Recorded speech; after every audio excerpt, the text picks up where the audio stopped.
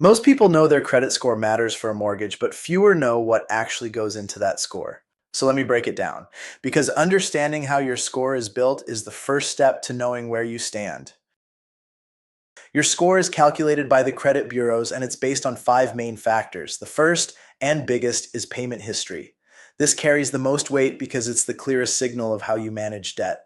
The second factor is credit utilization. That's how much of your available credit you're using. If your card has a $10,000 limit and you're carrying an $8,000 balance, that's 80% utilization. That can hurt your score significantly. A general target is to keep balances below 40% of the limit. The third factor is the age of your accounts. Longer credit history tends to work in your favor. That's one reason closing an old credit card, even one you rarely use, can sometimes drop your score. The fourth factor is the types of credit you have. A mix of installment loans, like a car loan, and revolving credit, like credit cards, tends to score better than having just one type. And the fifth factor is new credit activity. If you've applied for several new accounts recently, that can look like you're trying to access more credit quickly.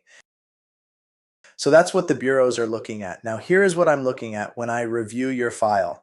Because I'm not just looking at the score, I'm reading the full report. I'm looking at what's driving the score, what the open balances are, what the monthly payments look like, and whether there's anything that could affect your loan.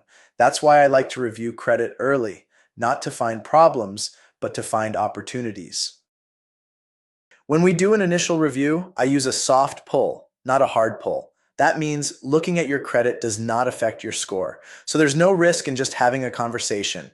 Sometimes a few small adjustments can move the needle more than people expect. And the earlier we look, the more time we have to work with. If you're thinking about buying or refinancing, reach out before you do anything with your credit. A little planning up front can make a big difference when it counts. I'm Glenn Rodriguez, and if you want to take a closer look at where you stand, reach out.